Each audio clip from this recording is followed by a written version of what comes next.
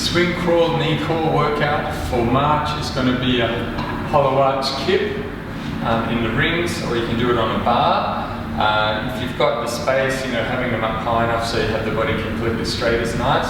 But here I've just got the knees bent, but I'm getting that nice dead hang there, then a hollow position, then an arch position. And then you can just speed that up, opening and closing the shoulders, and getting that integration through the spine. So it's quite cool. Now for the crawl, it's just a forearm crawl.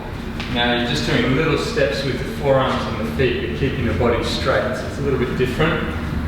The other thing I'm getting people to work on is just getting a nice position like that. So you're getting that, not having arms like that, so you're getting it like that and pushing through, really get that nice external rotation and good scap development. So it's just one arm, then the opposite foot.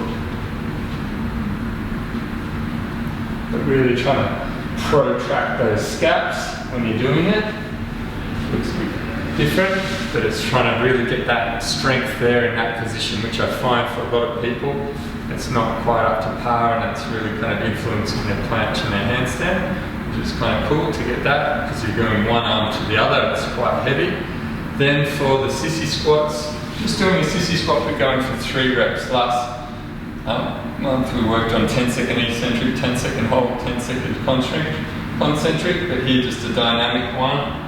Just whatever you can get out for 3 reps. And the 30 seconds, nice and smooth. So you might go deeper to open up more, really up to you. And then the same for the bend, just getting 3 reps on that, hinging the hips. To make it harder, you just reach the arms up more overhead.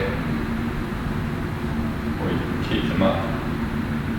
Just trying to make sure you're really integrating those lower and upper traps, and really pulling back. You can go even higher, even better, but it's just trying to keep it behind the body.